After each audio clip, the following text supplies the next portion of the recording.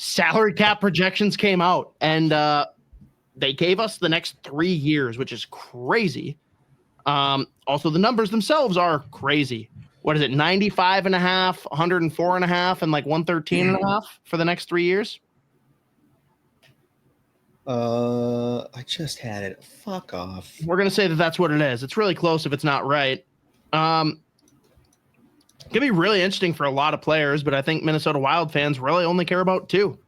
Kirill Kaprizov and Marco Rossi. Who do you want to start with? I mean, I don't even know how much more there is to say about the Kaprizov thing. Like the Rossi story just keeps developing in different directions, and it's just like it's like annoying now. But like, give me a number for Kaprizov then before we close the book on him. What's he getting? 14. Well, I think he's getting more than that. Think so? I do, yeah. If it's less than 15.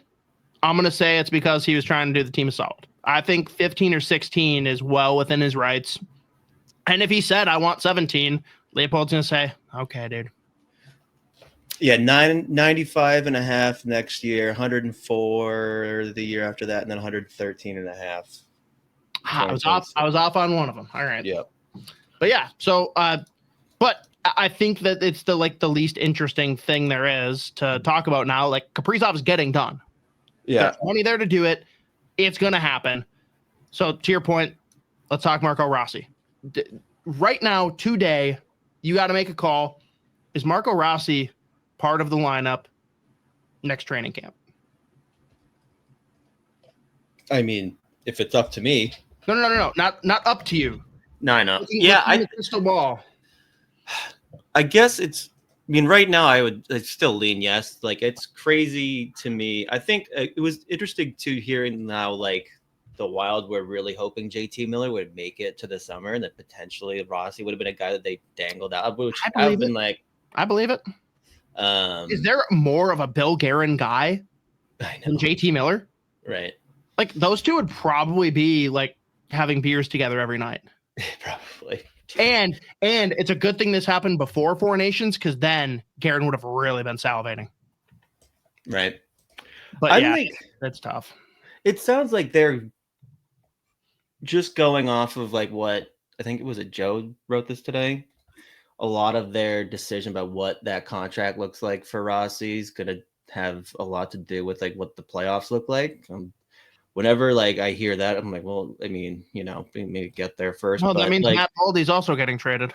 Yeah, that's right. Yeah, it's like they've had like 3 players play well in the playoffs for the last 4 years. Like, so it's I don't know. It's always pissed me off. And I do understand their like hesitation to go long term right now, I guess. But like at the same time, I'm just watching how he's progressing, and I mean, it's seemingly like getting more and more confident still, like game by game. And this kid's on pace for just under 30 goals and like 70 something points right now.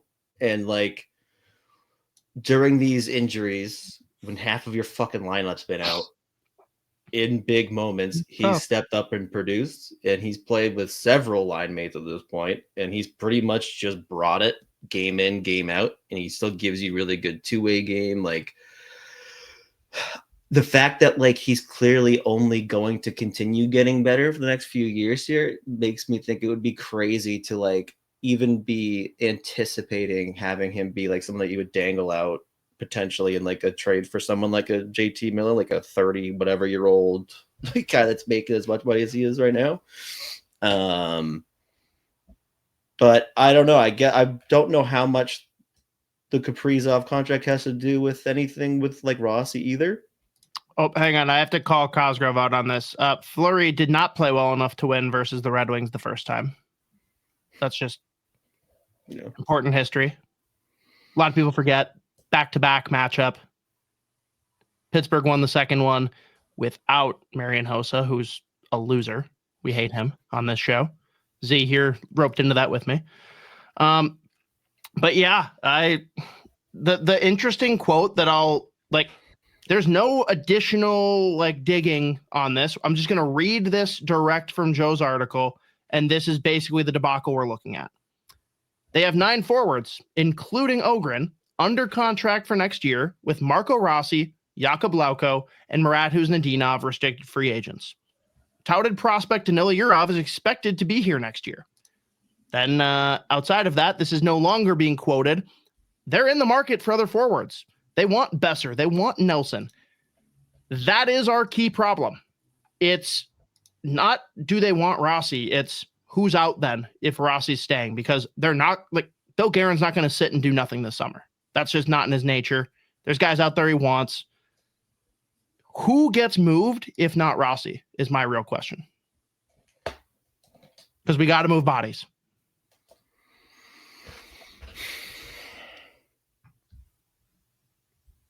I mean, I wonder about, like, again, I say this because to me it's crazy potentially giving up on a Marco Rossi, or like giving him up in a trade or whatever it is. Yeah. Because again, like, especially if it's to bring in someone like big money Brock Nelson at 30, whatever years old he is, or how old he's going to be in the summer. But like, I mean, I wonder about guys like Huzdinov and Ogren. Like, you could dangle potentially both of those guys out there too, and still you want to dangle Ogren? No, I mean, I don't want to, but like, that's another guy. Like, he's got some legit upside. Obviously, like he's played incredibly well in the AHL. I'm actually very excited about him. Right. But I don't know. Like, again, like to me, it's like 23-year-old Marco Rossi, who has produced like a second line center, playing a lot of first line center here in Minnesota, playing really well with guys that are gonna be here for a long time. Again, like, I just think it's crazy to like plan on Marco Rossi not being here, or like potentially moving him, when like he's been the exact player that they haven't had forever. And the first time they go out and like draft a legit center, he starts producing like that, and now like you're ready to give up. I don't know. It's just interesting, or not interesting. It's crazy to me, like planning on that. So I don't know. But like, you're right. It is crazy. Like with the amount of guys that are going to be under contract, how many guys are going to be vying for spots, especially when you factor in the like Danila Yurov in all of this.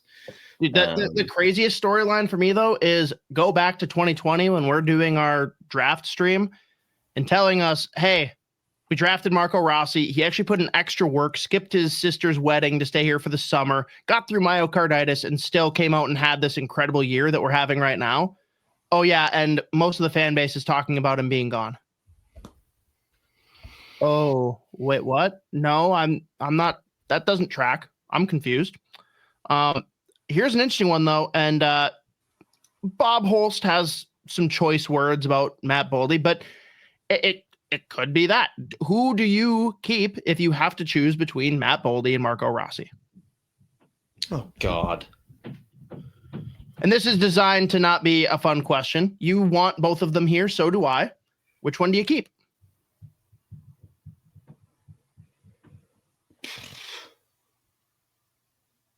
Be aware that certain family members may be watching. No, I don't know. I'll make it easy for you. I still think you keep Matt Boldy out of the two. Are there question marks with consistency? Yeah. Is he still really young? Yeah. We've seen the top end of Boldy's game though, and Rossi's doesn't match it. I think the difference is there's more depth to Rossi's game, and I think we're still seeing Rossi kind of come into his own with what he's going to be as a player. We just haven't seen his full top end yet. I've seen it from Boldy. It's not consistent enough. I don't see it often enough, but I've seen it, and it's really scary for me to let that walk out the door when he's locked in at 7x7. That's terrifying to me. Yeah, I guess so. I don't know. Like, and then you could also flip that same argument though and be like, all right, like we've seen like Rossi again, he's producing like a 70-point guy right now, or he's on track for over 70 points. Gives you the center depth, or I mean upside from the center position. And like if you've seen like what Boldy can bring, is there more there still? I don't know. Like, yeah. So I guess that's the gamble, right? You don't really know how much more there is. Seth of Locked On Wild has the correct answer. You double down and give Marcus Johansson a 4x4. Although, Seth, I'm going to make an amendment to this. You got to tack on the NMC as well. But full. Yeah, it's tough, man. I don't know. But again, we're in a good spot where these are decisions we're actually talking about, because that means that we've actually got decent future with a lot of good players in the bank. But if Marco Rossi's gone and it's not part of a trade that brings in something very exciting to me, I'm going to be pretty pissed off for a while. Oh yeah. Big time. Like, this is going to turn into Monday therapy. Yeah. And you're the worst person to enlist as a therapist, because I'm probably going to be doing therapy for you most of the time. Like, oh, good. It's the most toxic person to possibly have, like, employ as a, no, exactly. Toxic therapy. Yeah, I really like the whole Rossi thing is just driving me nuts at this point. Mateo brings up an incredible point that I thought about last summer and I've forgotten about until just now. Nikolai Ehlers is on the table this summer. And if I can choose between him and Brock Besser, I'm sorry, Ben Hankinson, I'm taking Nikolai Ehlers 11 out of 10 times. I love him. Mm-hmm. I would immediately have all of his jerseys, even the ugly North Stars themed ones. Like, oh my God. Mm-hmm. That would be incredible. Last thing here, Mateo threw on the outline just from that article on The Athletic. Wild could potentially be in on Cozens, Peterka, or Tuck this offseason. Cozens is an interesting one. If you can just straight up swap him for Rossi, do you do it? Rossi, to me, is like the safe, calculated, I know what he is.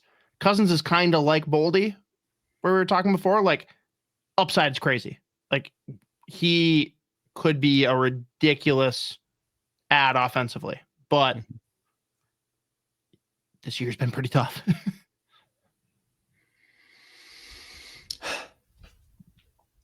What's he making now? I'm pretty sure he's on the Boldy plan. Yeah. I mean, I guess either way, like 7x7. If that was what a potential trade looked like, then like obviously that makes it sting significantly less. But I mean, you're still like, still feels risky. But I mean, that would, I don't know. I guess realistically, I would just make that trade, like losing Rossi. That like if it was for Cozens, if it was some kind of trade around that, then obviously that would make it significantly less like shitty. But I don't know. I do think wherever he ends up going, like if he does get moved this summer or whenever he gets moved, you just know that's the guy. That's going to be one of those players where he just takes off somewhere. And Buffalo is just like, yeah, of course. Why wouldn't this happen to us? Like, this is unbelievable. I answer this for Cosgrove. Since you were kind of on the edge of the trade anyways, why would the Sabres do it? Yeah, that's the thing too. It's like, do you kind of just get more of, like, they're such an interesting team for like young players / prospects where they have a lot of pretty similar, like they have a lot of very good prospects, but so many of them are just like the same person, redundant. Carbon copy. So like it would be interesting too, because like again, like just that draft, I remember when Buffalo was making that pick, it was like from the Ottawa 67s, and I out loud was like, fuck. And then it was Jack Quinn, and I was like, oh my God. Hell yeah. It was insane. Like that Rossi and Quinn would be went reunited. Crazy. That was amazing. Yeah, it was very fun. And that's why if it all comes down to him being sent away in this fashion, I'm gonna be pretty sad, but whatever. And we still don't fucking know if Yurov's a center. We need to get off that.